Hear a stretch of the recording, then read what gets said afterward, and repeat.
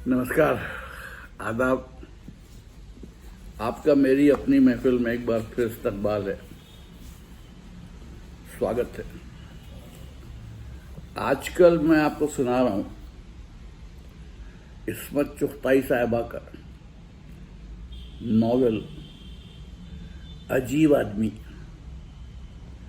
अब तक इसकी 7 किस्तें सुना चुका हूं, आज इसकी 8वीं किस्त। सुनिए अजीब आदमी की 8वीं किस्त। पूर्णिमा की शूटिंग बड़ी घनघरत से शुरू हुई। गानों की रिहर्सल हो रही थी। मंगला बड़ी धुन से लगी हुई थी। बस यही दिन तो उसकी असल अहमियत के होते थे जब वो मंगला होती थी। सिर्फ धर्मदेव की पत्नी ही नहीं, एक अजीम फनकार जिसकी आवाज़ का जादू धर्म की हिट फिल्मों की जान था। उनमें से 2-4 तो शायद बगैर गानों के सिसक के दम तोड़ देती। आंटी, धर्म ने कुछ मेरे बारे में तय किया? जब वो ब्याही गई थी तो फरीद 12-13 बरस का लड़का था। पड़ोस के नाते आंटी ही कहता था। दफ्तर में धर्म को अंकल कहना छोड़ दिया था, मगर वो तो आंटी थी। क्यों? कि अभी कॉन्ट्रैक्ट नहीं साइन किया? मुझे कॉन्ट्रैक्ट की परवाह नहीं। मैं कॉस्ट्यूम के नाप के लिए रोज आता हूँ। केशव जी रोज टाल देते हैं। ना विग का ट्रायल हुआ। क्या धर्म जी भी इसमें कोई रोल कर रहे हैं? उसने कोई जवाब नहीं दिया। उसे टालकर सेट देखने चली गई। हवेली का सेट लग रहा था। हीरोइन का एक दुख भरा गाना होना था। ट्रायल रिकॉर्डिंग हो चुकी थी। धर्म उससे मुतमईन ना था। 2 दिन से उसी गाने में कली फुंदने लगवा रहा था। फरीद का कॉन्ट्रैक्ट कब होगा? उसने केशव से पूछा। इस सेट पर हीरो का काम नहीं। बारात तो आती है ना। दूल्हे का मुंह फूलों से ढका होगा, कोई एक्स्ट्रा बिठा देंगे। और फरीद बिल्कुल कचरा है। इस कदर डायलॉग भूलता है, पटरा हो जाएगा। रोल उसके बस का नहीं। रहमान से आज बात करने जा रहा हूं। हीरो के लिए नहीं, भूत के रोल के लिए। बहुत अच्छा रहेगा। अपने यूनिट के साथ उसकी अच्छी निपटी है। मंगला खामोशी से उठी और मोटर में बैठने लगी। आपको रोशन साहब बुला रहे हैं। शाम को टेक है गानों का। चलो। उसने ड्राइवर को हुक्म दिया। असिस्टेंट धूल फांकता रह गया। भागा केशव के पास गया। अच्छा जाओ, दफ्तर में चाय भिजवा दो। दरवाजे बंद करके मेस्कोट हुई। धर्म अलग थलग फूला हुआ बैठा था। किसी नतीजे पर नहीं पहुंच सका। मंगला की अकड़ सबको खल रही थी। सेट तैयार हो रहा था। अब अगर अड़चन पड़ गई तो फिल्म शुरू होने के आसार नजर नहीं आते। मंगला को फोन किया तो मालूम हुआ नहीं है। हालांकि वह दरवाजा बंद किए दोपहर से अपने घर में अपनी सहेलियों के साथ फ्लश खेल रही थी। धर्म ने साफ कह दिया कि वो नाक रगड़ने नहीं जाएगा। पिक्चर नहीं बनती है ना बने। जरीना नाच के तोड़े सीख रही थी। बीच बीच पे कपड़े पहनकर सारे में दिखाती फिर रही थी। पहले तो केशव और रणधीर को टालना चाहा, मगर अड़ ही गए तो मंगला भिन्ना कर निकली और खामखा बरसने लगी। शरीफों जैसी बातें करते हो या दलाली का पैसा खाते हो? भाभी, रणधीर ने जब्त करके बात संभाली। तू मुझे भाभी ना कहो। अपनी माँ बहनों को घेर घेर कर साहब का बिस्तर गरमाते हो। तुम ही लोग और उन्हें वरगलाते हो। वो कलमुही तो जा रही थी, तुम ही उसे इगतपुरी से लौटा लाए। अब जाओ, उसी से गाने भी गवाओ। वो अपने आपे में नहीं थी। विस्की के भपके छूट रहे थे। रीता उसे घसीटकर अंदर ले जाना चाह रही थी, मगर वो बुरी तरह बरस रही थी। मुझे सब मालूम है, जैसे तुम्हारी अपनी तकियाई से जल लेती है, मुझे भी ऐसे ही समझ रखा है। वही झेलेगी जिसने फारस रोड भुगताया हो। घर को सरकार के ऐश का अड्डा बना रखा है। मुझे सब खबरें मिलती हैं। मुझे काट के अपनी जात बिरादरी वाली को भरना चाहते हो। अगर उसकी जगह कोई दूसरी गाने वाले होती तो रणधीर उसका मुंह तोड़ देता। वो और केशव चुपचाप झपट कर निकले और गाड़ी में बैठ गए। अब अकल ठिकाने आई, धर्म ने ताना दिया। बड़े गुण गाते हो सनमंती के। माफ कीजिएगा। अब अकल ठिकाने आई, धर्म ने ताना दिया। बड़े गुण गाते हो सतवंती के। भाड़ में जाए सतवंती। खुदा कसम, तुम्हारा लिहाज ना होता तो। रणधीर की आंखों में आंसू आ गए। फिर अब क्या राय है? धर्म ने उसे सुलगाने को पूछा।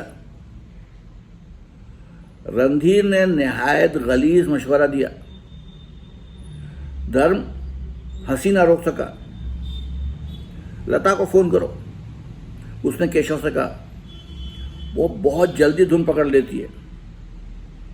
जब तक सीन लो। सत्यनारायण से कहो, गाने बाद में लेंगे। जब घर पहुंचा तो नौकर सीढ़ी पर उजाड़ सा बैठा हुआ था। उस दिन पहली मर्तबा धर्म को ढंडार घर बड़ा ही पुरसुकून मालूम हुआ। नहा धोकर छोटा सा पैक बनाया और फाइल खोलकर सीन देखने लगा। उसकी नजर पास पड़े हुए तकिए पर गई, जहां मंगला का सर हुआ करता था। उसने तकिया उठाकर भिन्ना के दूर फेंक दिया और अपना तकिया पलंग के बीचों बीच रखकर बड़े इत्मीनान से फैल कर लेट गया और स्क्रिप्ट देखने लगा। जब वो लता के घर पहुंची तो वो जल्दी से खड़ी हो गई। अरे दीदी, तुमने क्यों तकलीफ की? बस मैं आ ही रही थी। कैसा है ये गीत जो मेरी जरूरत पड़ी? जरा बैठो, मैं साड़ी बदल कर चलती हूं। फिर जब उसने मंगला का सुता हुआ चेहरा और दबदबाई हुई आंखें देखी तो उसे बेडरूम में ले जाकर दरवाजा बंद कर लिया। दीदी, उसने पास बैठकर उसके शाने पर हाथ रखा। मंगला उसके कंधे पर सर रखकर फूट पड़ी। यह पहला मौका नहीं था जो शौहर की सताई हुई बीवी उसके पास अपना दुख लेकर आई थी। फिल्म लाइन में ही नहीं, जिंदगी के हर शोबे में इस किस्म के फड्डे पड़ जाते हैं। फर्क इतना है कि फिल्म लाइन में थबड़ी पड़ती है। उन दिनों पर जगह जगह धर्म, मंगला और जरीना का त्रिशूल गड़ा हुआ था। अखबारों में ढके छुपे इशारे चल रहे थे। पुराने जमानों की और बात थी। भली बीवियां कसम की रंडी के तलवे चाटती थी। रोटी कपड़े का सवाल था ना। मर्द की शान तो इसी में है कि भंवरा बन के कली कली का मजा चखता फिरे। सभी प्रोड्यूसर डायरेक्टर सगी बीवियों के अलावा फिल्मी बीवियां रखा करते थे, मगर ये नए जमाने की बीवी बड़ा धुंध मचाती है। खासतौर पर मंगला जैसी फनकार जो खुद अपनी एक वाज़ेह हैसियत रखती है, सख्ती पकड़ लेती है यही वजह है कि अब दूसरी बीवियों या दाश्ताओं का फैशन भी फिल्म लाइन में बहुत कम होता जा रहा है। जोरदार बीवी हो तो कमजोर रकीब को मार भगाती है। अमूमन जब इस किस्म का तिकोन बन जाता है तो इंडस्ट्री बड़े सोच विचार के बाद फैसला करती है। अगर वो दूसरी औरत कोई तीसरे दर्जे की एक्स्ट्रा हो तो यार दोस्त दबाव डालते हैं। डिस्ट्रीब्यूटर, फाइनेंसर भी उसे अपने बिजनेस के लिए अहम नहीं समझते, उनका असर भी चलता है। लेकिन जरीना बड़ी तेजी से उभरी थी, उसकी बड़ी मांग थी। धर्म इस बात पर फूला हुआ था कि जरीना पर बहुत सी पार्टियों का दांव लगा हुआ है, उसे मार भगाने में कोई दिलचस्पी न लेगा। मगर उसका उस खुददार मराहटन से पाला नहीं पड़ा था। उसने मंगला के आंसू पोंछे।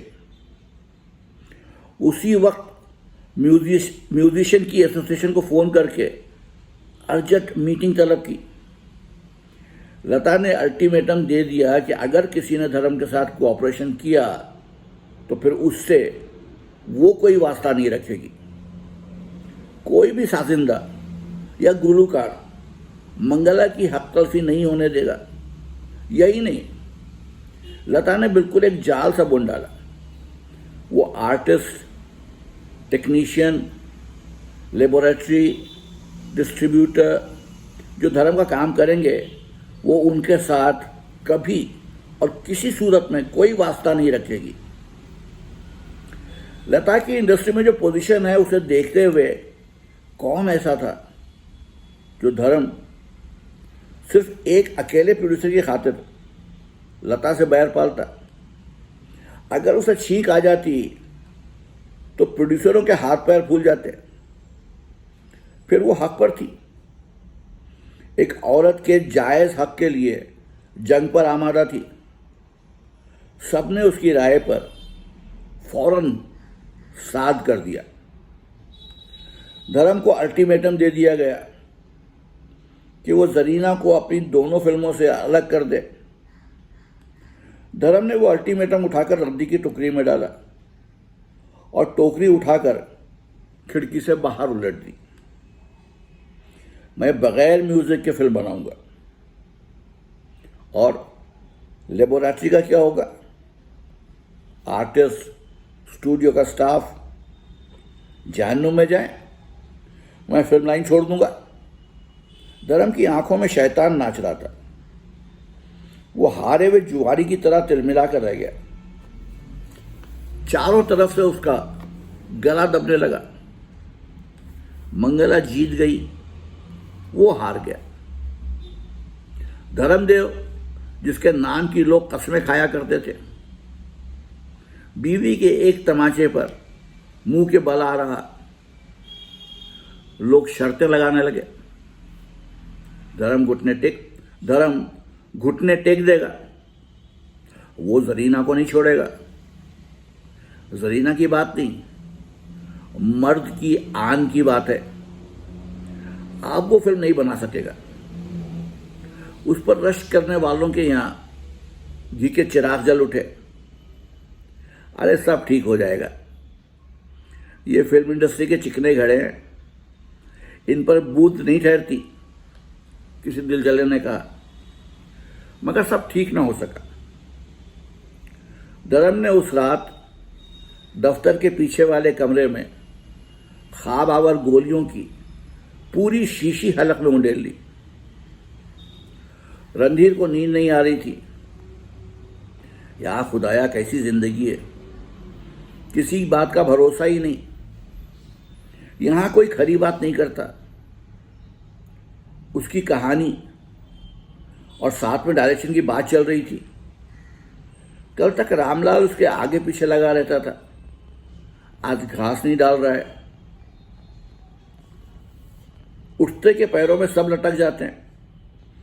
जो औंधे मुंह गिरे तो उस पर से कुचलते हुए निकल जाते हैं। रामलाल इसलिए मस्का मार रहा था कि धर्म के यहां से सहारा है ही, धर्म आसानी से कॉपरेशन दे सकता है। किस्तों पर बनने वाली फिल्में मुस्तकिल कॉपरेशन पर ही जी सकती हैं। अब धर्म का तख्ता लौट गया तो रणधीर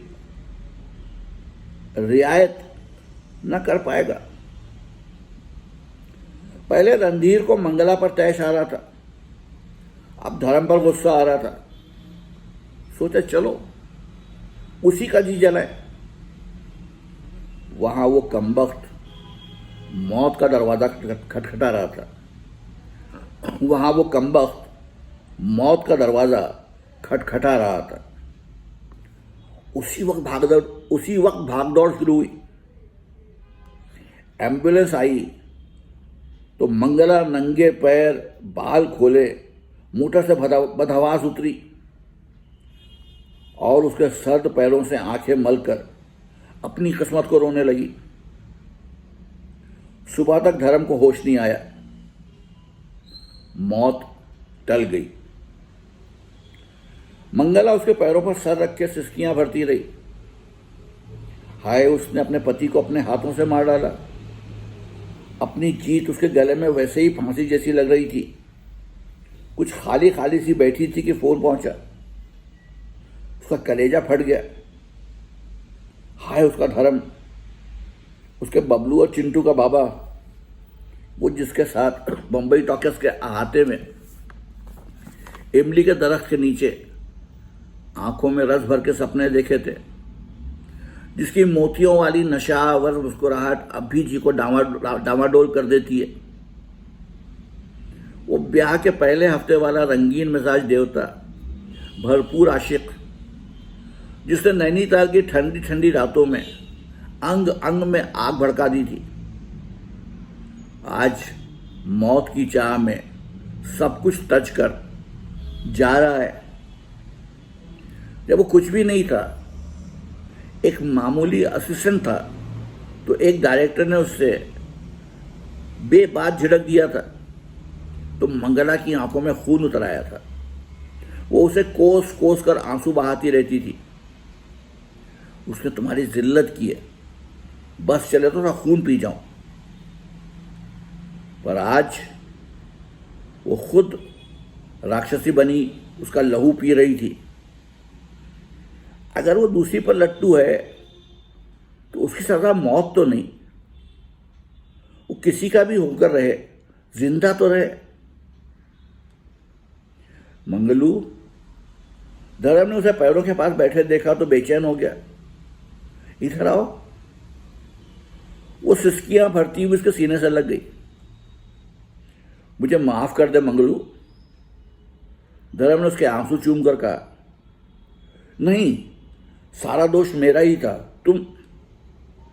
मैंने कमीनापन किया मंगलू, मैं बड़ा नीच हूं।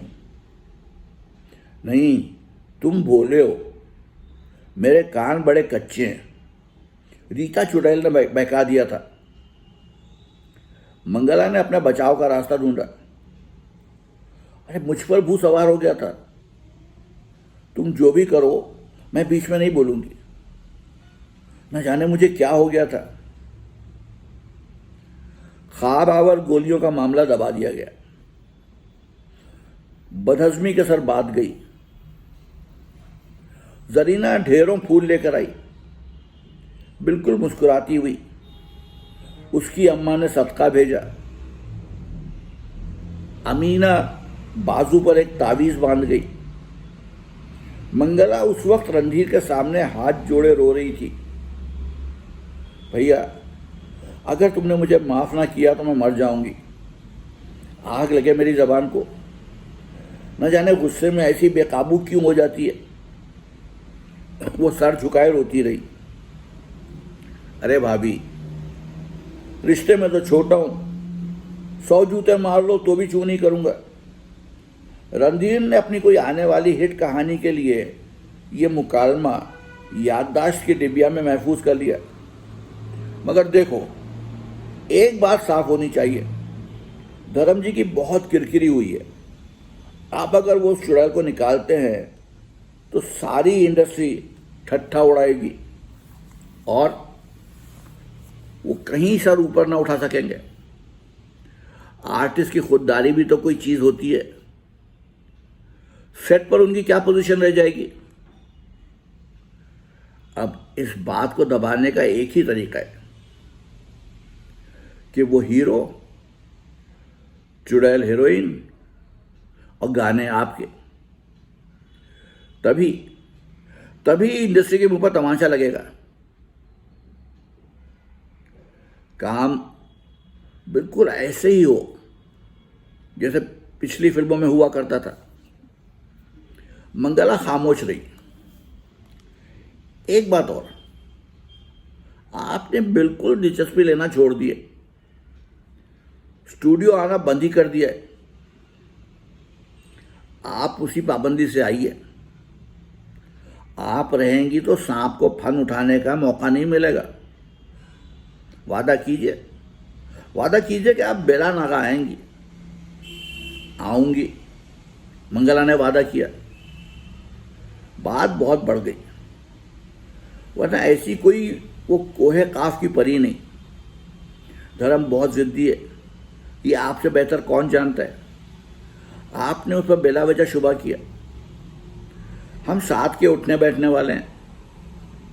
हंसने बोलने में ऐसी क्या खराबी है। सेट पर कोई मुंह पर ताला डालकर नहीं बैठता। और भाभी, सच कहता हूं, आपके सामने वो है क्या। धर्म का टेस्ट इतना गिरा हुआ नहीं। बगैर इरादे के एक के बाद एक वो झूठ पर झूठ बोलता चला गया। और मंगला जो वैसे ही बुझी हुई थी, यकीन मान गई कि धर्म पर उसने बहतान लगाया। हो सकता है कि दिलचस्पी हो, मगर मामला इतना तो नहीं बढ़ गया जितना रीता ने पहाड़ बना के उसे डरा दिया।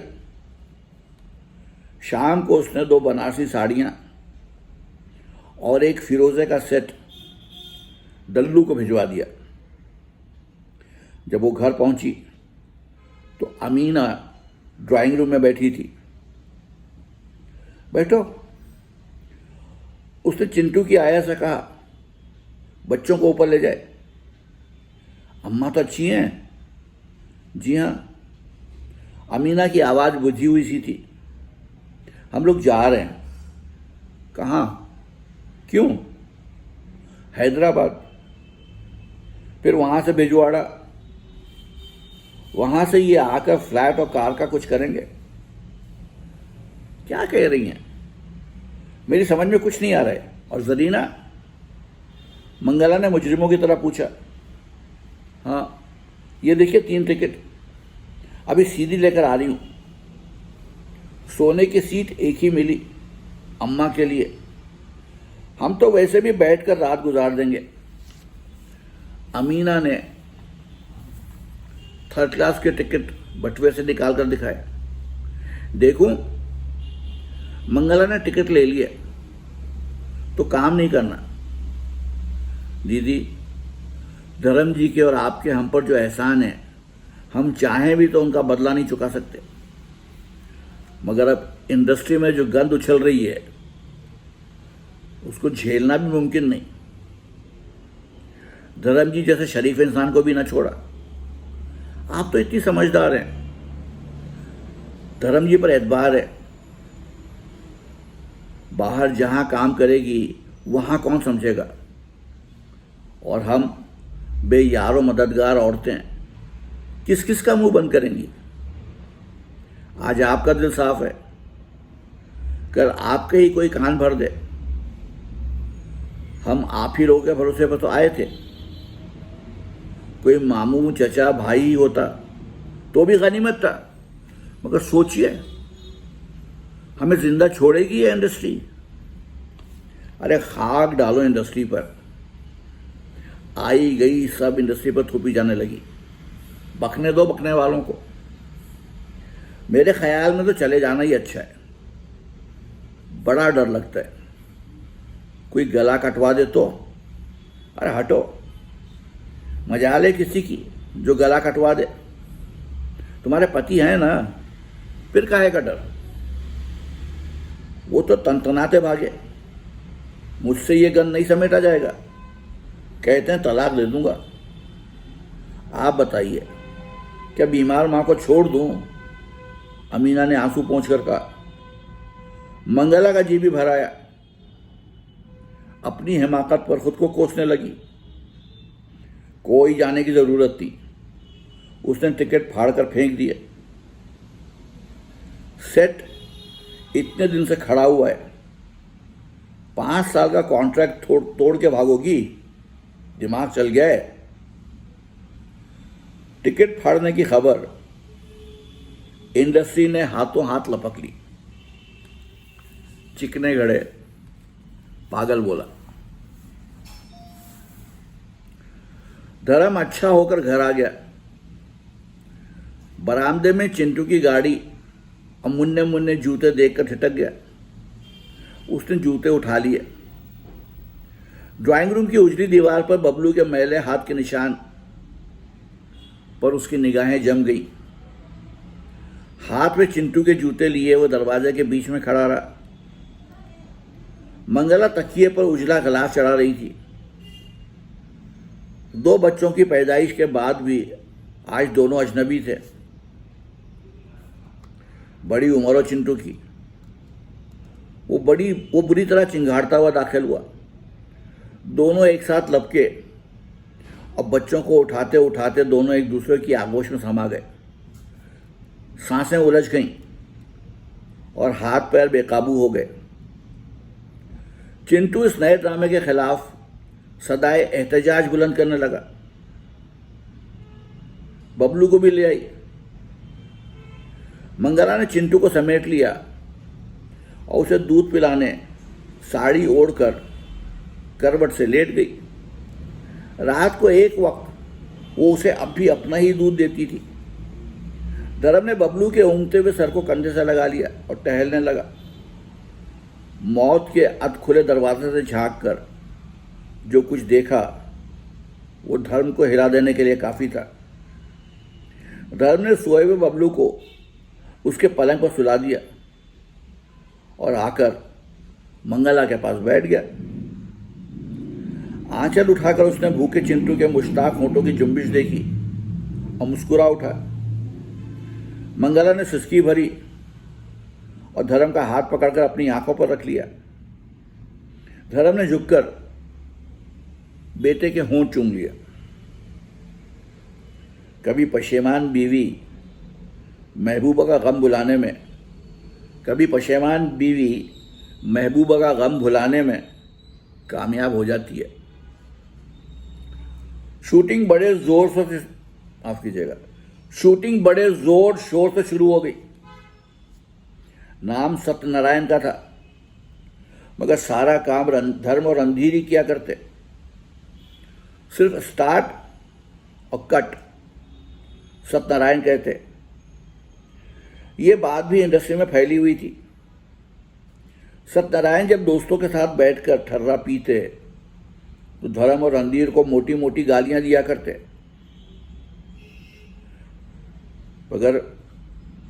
मगर बंधा मार खाता है।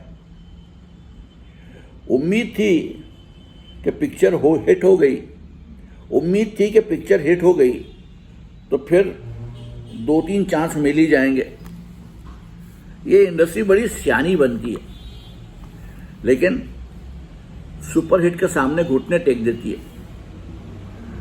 धर्मदेव फिल्म्स के स्टाफ ने तय कर लिया कि दुनिया इधर की उधर हो जाए, फिर कोई ऐसी बात न होने पाएगी कि धर्म और मंगला की अनबन हो जाए। जरीना की मां की बीमारी को एक शानदार हरबा बनाया गया। मौका बे मौका उनकी तबीयत की खराबी के फोन आने लगे। अमीना और उसका शौहर इमदाद साए की तरह जरीना के साथ लगे रहते। इमदाद काठ के उल्लू की तरह बैठा रहता। उसका जी बहलाने के लिए जरीना के मैनेजर का ओहदा दे दिया गया। और वो भी उसका चेक वसूल करके शूटिंग की तारीखें तय करने का माफ़ कीजिएगा, और वो भी उसका चेक वसूल करके शूटिंग की तारीखें तय करके अपने आप को खासा अहम महसूस करने लगा। वैसे एक्स्ट्रा छोकरियों से भौंडे मजाक किया करता। इस पर अमीना बिखरने लगी तो रणधीर को उसे बटोरना पड़ा। एक अजीब चक्कर चलाना पड़ता है इस किस्म की सियासत को जमाने के लिए, और केशव के हाथ में सबकी लगामें थी। उन सब पहरों के बाद भी मंगला की ड्यूटी फुल टाइम थी। दिन में कई बार फोन करना, खाने का बक्स लेकर आना, अपने हाथ से धर्म की प्लेट सजाना, शूटिंग खत्म होते ही सैंडविचेस और गर्म कॉफी लेकर सेट पर हाजिर। अगर शूटिंग की तौसी हो जाए तो सारी सारी रात बैठना। आज कहा ना जरीना के यहाँ बिरयानी खाएंगे, मंगला कहती। झट जरीना घर फोन कर देती। धर्म, मंगला, रणधीर और केशव पहुंच जाते। खूब गप्पें चलती। रमी में हार जीत होती। रात गए तक खूब हो हक चलता। धर्म और रणधीर सीन में उलझ जाते, या कुछ पीने पिलाने का प्रोग्राम बन जाता तो मंगला जरीना के साथ चली जाती। बैठी अमीना के साथ ताश खेला करती। जरीना किसी कोने में दुबक कर सो जाती। पूर्णिमा जब शबाब पर आई तो सोए हुए सांप ने फिर फन उठाया। इस पहरेदारी से शायद आग बुझी ही नहीं, भूबल बनती रही। धर्म की वीरानी बढ़ने लगी। बड़े मार्के के सीन हुए। भूबल में दबी चिंगारी चटकने लगी। शोले की आंच से फिर बदन गर्मा कर सुलगने लगा। दिमाग पिघलने लगा। घुटन और पाबंदियों ने तेल का काम किया। धर्म बिल्कुल पिक्चर के हीरो की तरह रोमांटिक छोकरा बन गया। सेट से ज्यादा दफ्तर या मंगला की आगोश में आहें सीने में उभरती, लोहे के दरवाजों से सर फोड़ती। अजब वहशत हुई जिसे ख़त्म करने के लिए धर्म ने एकदम झूठे ख्वाब पर काम शुरू कर दिया। पहले भी ये कहानी बनाने का कई दफ़ा इरादा किया, मगर तर्क कर दिया। सबने बहुत समझाया, मगर उसने एक ना सुनी। खैर, पूर्णिमा की रिपोर्ट अच्छी थी, बिजनेस अच्छा हो रहा था, और उसे रोक भी कौन सकता था। मंगला ने भी हिमायत की कि शायद खुद डायरेक्शन न करने की वजह से इतनी वहशत है। भला से इससे तो नजात मिलेगी। बिजली की सूरत से फिल्म बनने लगी। झूठे ख्वाब की कहानी बिल्कुल धर्म की अपनी जिंदगी की कहानी थी। एक कामयाब फिल्म डायरेक्टर की कहानी जो अपनी जिंदगी की यकसानियत से उकताया हुआ था। उसे एक मामूली सी लड़की मिल जाती है, वो उसे कामयाब हीरोइन बना देता है। उसकी बीवी दरमियान में आ जाती है और वो लड़की सबको छोड़कर चली जाती है। डायरेक्टर ज़हनी तौर पर मफलूज हो जाता है। लोग उसे भूल जाते हैं, मगर वो खोए खोए ख्वाब ढूंढने स्टूडियो में आता है। कोई उसे नहीं पहचानता और धक्के देकर निकाल दिया जाता है। वो छुपकर स्टूडियो में घुस जाता है, जबकि वहां कोई नहीं। गुजरी हुई जिंदगी याद आती है और वो ऊपर से गिरकर मर जाता है। और एक पुराना मजदूर उसे पहचानता है कि वो अपने ज़माने का बहुत अजीम डायरेक्टर था। फिल्म चंद महीनों में मुकम्मल हो गई। सिवाय धर्म के उसमें किसी को कुछ नजर ना आया और फिल्म हर जगह बहुत बुरी तरह नाकाम हुई। नाकामी ही धर्म को असल कामयाबी मालूम हुई। उस किरदार में वो ऐसा डूबा कि फिर उभर ना सका। बिल्कुल उस बदनसीब डायरेक्टर की तरह मुर्दा और मफलूज हो गया। उसके मद्दा उसे झिंझोड़कर याद दिलाना चाहते थे कि वो जिंदा है, मगर उसका यकीन ख़त्म हो चुका था। वो उन जंजीरों को तोड़कर जरीना तक नहीं पहुंच सका था। गो वो अब उसकी तमन्ना को भी दफन कर चुका था। उसे जगाने के लिए सभी टोने टोटके किए। रणधीर ने उसकी मुलाकात एक ऐसी औरत से करवाई जिसके बारे में सुना था कि मर्दों में जान डाल देती है। कितनी लड़कियां हर साल फिल्म के चक्कर में बंबई आती हैं, आसमान की बुलंदियों को छूने के बजाय उठाई गिरों के हत्थे चढ़कर पवन पुल की रौनक का सामान बन जाती हैं। पद्मा भी उन्हीं में से एक थी। अब वो फिल्मी तवायफ कहलाती थी।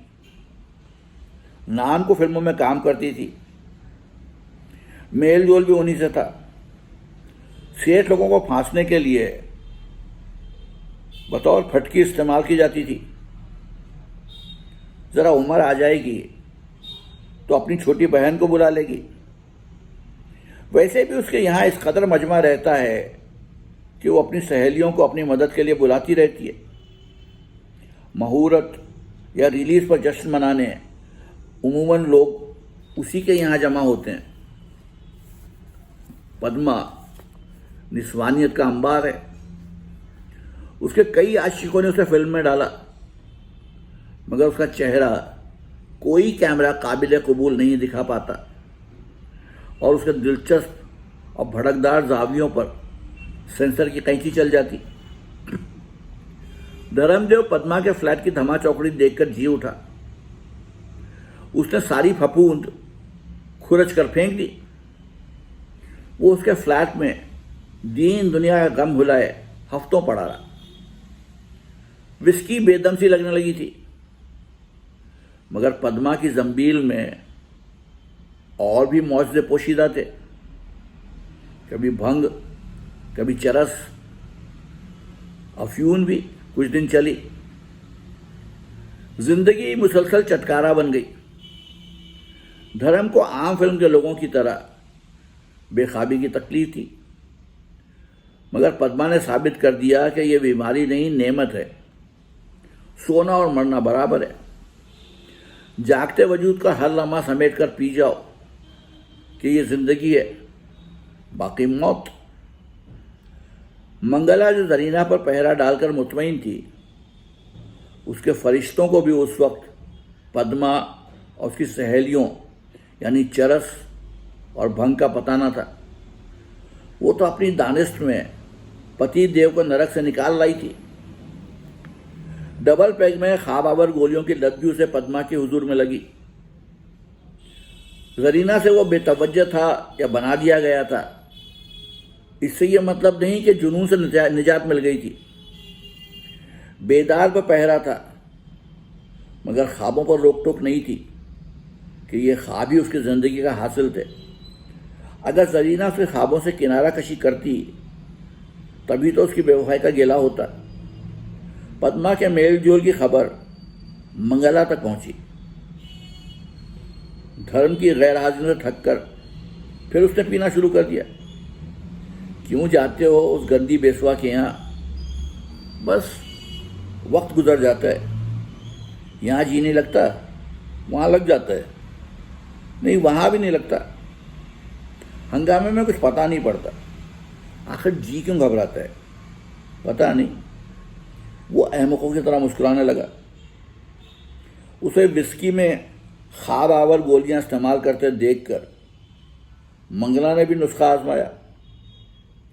कुछ दिन बड़ी शानदार नींद आई, फिर उनका असर भी धीमा होने लगा। पूर्णिमा से उसे कोई दिलचस्पी नहीं थी। सत्यनारायण पुराना चाबुकदस्त डायरेक्टर इस मजे से सीन जमा रहा था कि प्रोग्राम में कोई हलचल ना हो। हत्ता उल इम्कान दोनों का अलहदा काम बड़ी तेजी से ख़त्म कर दिया। एक दिन पद्मा के यहाँ शकीला बानो की कव्वाली थी। महफिल पूरे शबाब पर थी। पद्मा बेहयाई का मुरक्का बनी ऊँघते हुए जज्बात को झंझोड़ने की कोशिश कर रही थी। धर्म बावजूद इस हंगामे के उकताया हुआ बैठा था। विस्की पानी हो चुकी थी। उसने जेब से खाबावर गोलियों की शीशी निकाली, हाथ हिला और चंद गोलियां जरूरत से ज्यादा पड़ गईं। धर्म ने उंगली से पकड़ने की कोशिश की, वो घुल गई। क्या फर्क पड़ता है। अगर उस वक्त केशव ना आ जाता तो धर्मदेव की कहानी उसी दिन खत्म हो जाती। जरीना की वालिदा का हार्ट फेल हो गया, केशव ने कहा। धर्म के हाथ से ग्लास छूट पड़ा और विस्की कालीन में जज्ब हो गई। जब वो पहुंचा तो मंगला पहले से मौजूद थी और जरीना को छाती से लगाए उसे तसल्ली दे रही थी।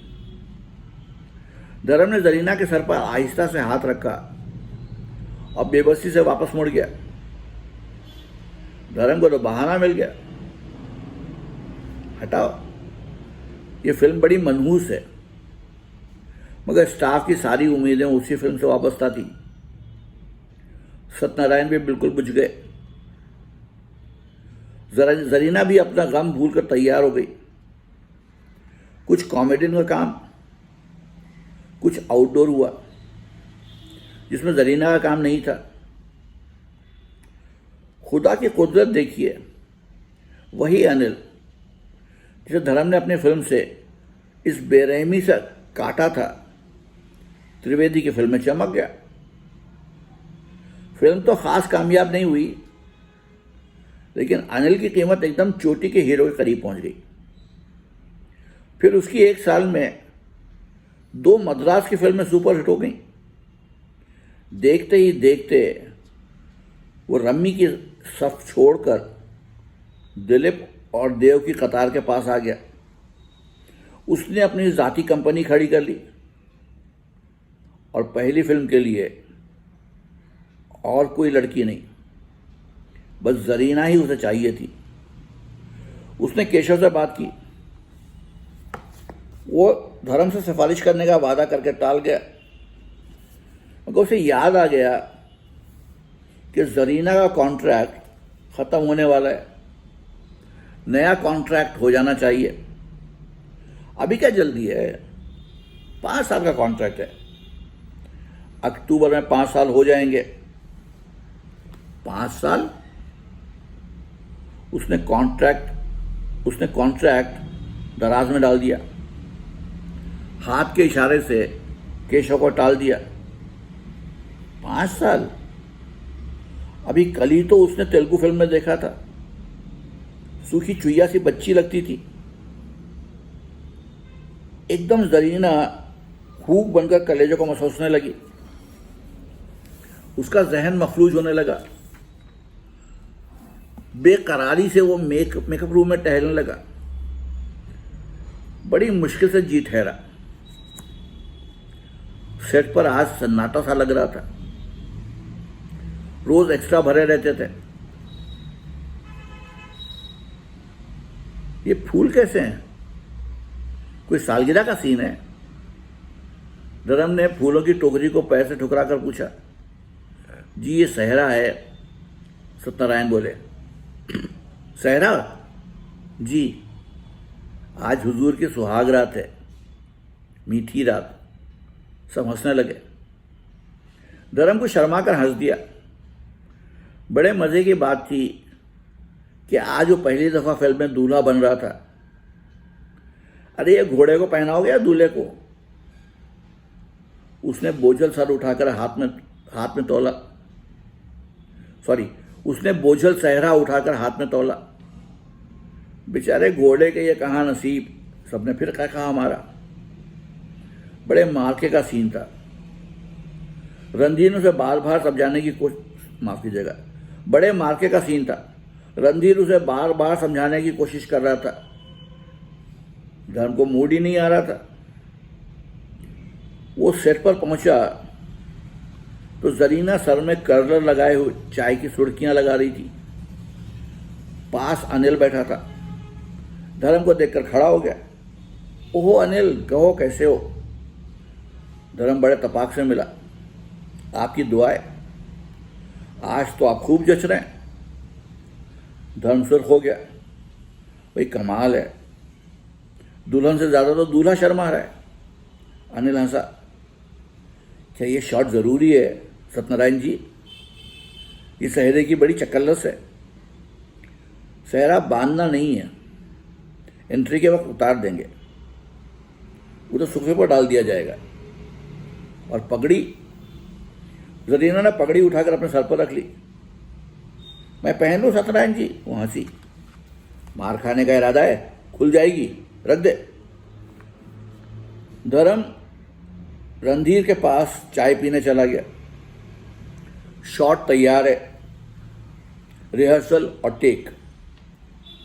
सत्यनारायण आज फुल चार्ज लिए हुए था। फूलों की सेज पर जरीना शर्म से सर झुकाए बैठी थी। धर्म का कलेजा मुंह को आने लगा। बारीक शिफॉन के सुनहरे जाल के दुपट्टे में उसकी हया से बोझल आंखें और लर्जा होंठ होशो हवास पर बिजली गिराने लगे। एक फिल्म का शॉट था या उसके बेरहम ख्वाबों का धुंधला सा अक्स। एक फिल्म का शॉट था या उसके बेरहम ख्वाबों का धुंधला सा अक्स। वो बार बार भूल जाता कि वो एक्टिंग कर रहा है। सत्यनारायण का चिल्लाते चिल्लाते हलक खुश हो गया। Lights on, lights off, retake. क्या कयामत है। कोई मुश्किल बात नहीं, बस दुल्हन का घूंघट उठाकर दूल्हा को देखना है। आंखें तो खोलो मेरी जान। Lights on, lights off. जान तो खो। Cut cut. घूंघट तो आंखें कट। जान तो घूंघट कट कट। सत्यनारायण जी, ये जान बदल दीजिए। धर्म ने चिढ़कर कहा। मतलब जान निकाल दूं? अरे भाई रणधीर, किधर ऊँग रहे हो? ये जान निकालो। एक तय कहा पड़ा। भाई विजिटर को चलता करो। धर्म ने चुपके से केशव से कहा। और कहीं नहीं, और कोई नहीं। अनिल और उनके मैनेजर सुरेश उधर बैठे हैं। जरीना के कॉन्ट्रैक्ट के लिए आए। उनसे कह दो हो जाएगा।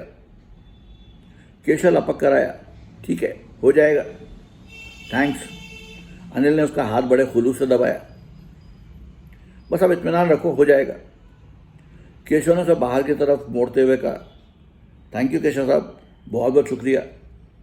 डेट्स की जल्दी नहीं, मुझे तो बिजनेस के लिए बस पक्का करना था। अनिल के जाने के बाद जरा हवास दुरुस्त हुए तो कैमरा दाखिल करने लगा। अनिल से कॉन्ट्रैक्ट के पक्के वादे से जरीना का जी खिल उठा था। धर्म को पलंग के पास आता देखकर उठने लगी। बैठो बैठो। वो तकिया घसीट कर नींद दराज हो गया। क्या शॉट अड़ा है। जरीना मुस्कुराकर अपनी चोटी से खेलने लगी। इतना सा डायलॉग है, जबान पर नहीं चढ़ता। क्यों? जरीना ने कुछ ना कहने को पाकर कह दिया। इसलिए कि जो दिल में होता है होठों पर आते हुए लरसता है। जरीना ने नई दुल्हनों की तरह चोर नजरों से देखा और मुस्कुराकर सर झुका लिया। अरे इधर देखो। धर्म ने उसकी थोड़ी 2 उंगलियों से ऊपर उठाई। जरीना ने मुंह दोनों हाथों से छुपा लिया। धर्म ने हाथ हटाया तो एक आंसू ढलक कर रुखसार पर बहने लगा। धर्म ने एक दिलदोज आंख खींची और जरीना का हाथ इतने जोर से पकड़ा कि उसकी उंगलियां कड़कड़ा गईं। चांद, चांद। धर्म ने उसका छोटा सा सर हाथ अपने उछलते हुए दिल पर रख लिया। ब्यूटीफुल। सत्यनारायण उछल पड़े। धर्म जल्दी से संभल गया। अरे रणधीर प्यारे गोली मारो सारे डायलॉग को भी। अरे रणधीर प्यारे गोली मारो सारे डायलॉग को भी, हम तो हो गए बूढ़े जो नवाज। अरे रणधीर प्यारे गोली मारो सारे डायलॉग को भी, हम तो हो गए बूढ़े जो नौजवानों को सूझती है। साली अपनी सुहागरात तो याद भी नहीं रही। क्यों रणधीर, ये पोस्ट कैसा रहेगा? दूल्हा आता है, कुछ जानवान नहीं बोलता, यूं लेट जाता है। उन्होंने धर्म को लिटाते हुए कहा। फिर लाइट्स बदली गई। वो फिल्मबदी सीन जो उस दिन हुआ, देखने वालों का नशा छा गया। वो रुके रुके से जुमले बार बार लिखे गए, फिर बदले गए। सत्यनारायण जी की बातें यहाँ से वहाँ तक फैली हुई थी। दूसरे दिन सीन की धाक सारी इंडस्ट्री में फैल गई। दोनों ने अपना कलेजा निकाल कर रख दिया। सुबह के धुंधलके में जब पैकअप हो रहा था तो धर्म ने मेकअप रूम की तरफ जाती हुई जरीना का हाथ छुआ। वो उन्हीं कपड़ों में मुड़कर सीढ़ियां चढ़ने लगी। धर्म उसे ऊपर जाते हुए देखता रहा।